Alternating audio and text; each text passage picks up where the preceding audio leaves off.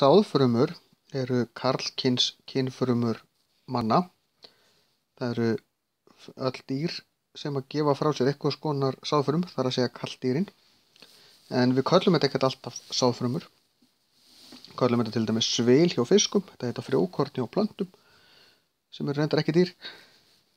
En sáðfruman er minnsta fruma líkamans.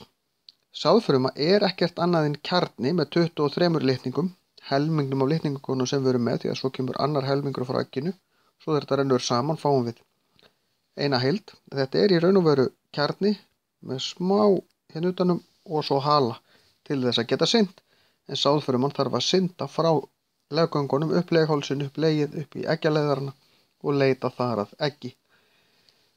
En það eru 300 til 500 milljón sáðfrumur í hverju sáðláti, en bara ein sem að hugsanlega finnur egg, og það gerist nú ekkert alltaf.